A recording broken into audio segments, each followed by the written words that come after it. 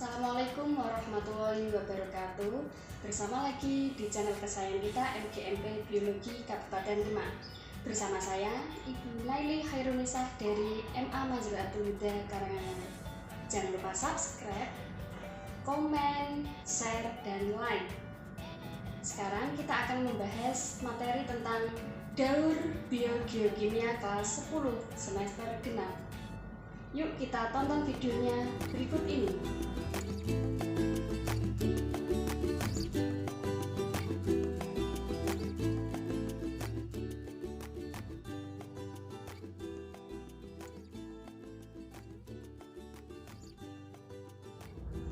Daur biogeokimia adalah peredaran unsur-unsur kimia dari lingkungan melalui komponen biotik dan kembali lagi ke lingkungan.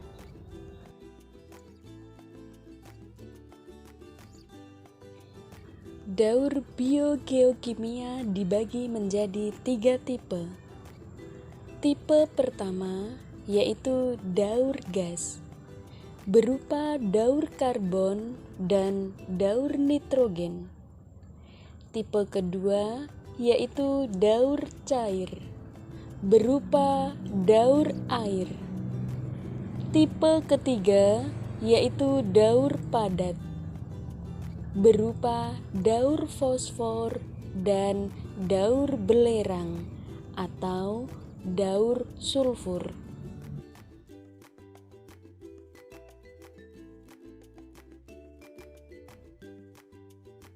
Tipe pertama daur gas yaitu daur karbon dan daur oksigen.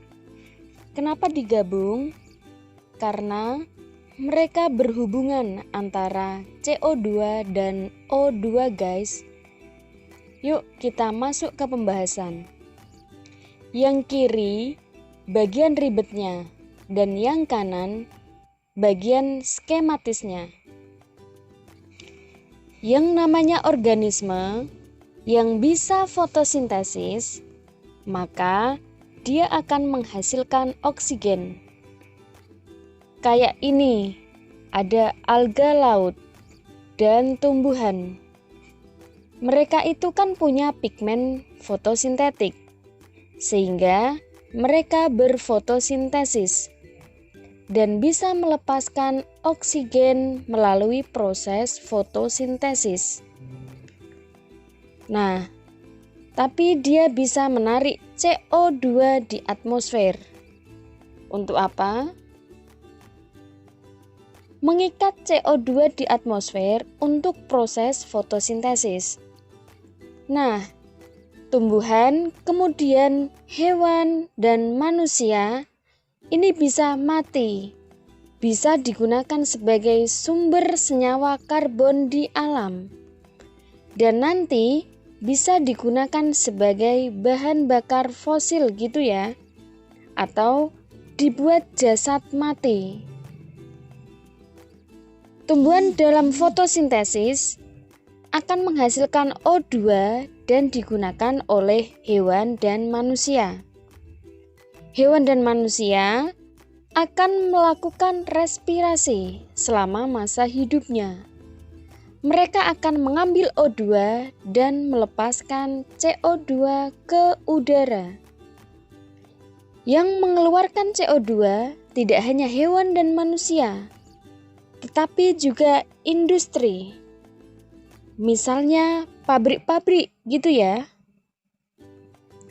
Nah, kalau yang skematik ini mudah sekali. Jadi, di sini ada atmosfer di udara. Bakteri itu akan menghasilkan gas buangan, yaitu berupa CO2.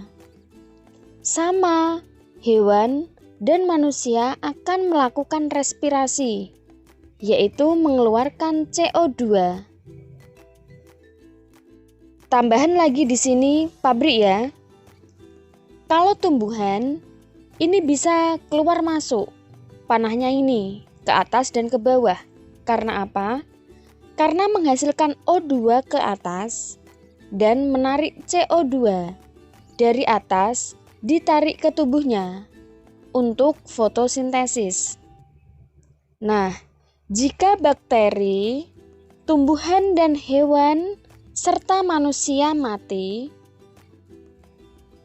akan didekomposisi atau diuraikan dan akan dihasilkan sumber senyawa karbon atau C. Sumber senyawa karbon ini akan mengendap di dasar laut dan akan menjadi calon bahan bakar fosil. Nah, bahan bakar fosil ini nanti menghasilkan BBM. Nah, BBM ini loh yang biasa digunakan untuk kendaraan.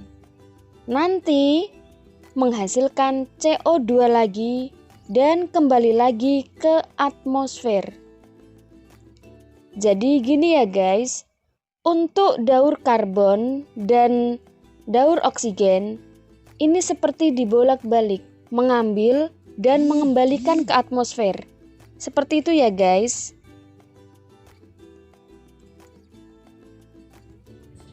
Cukup jelas ya?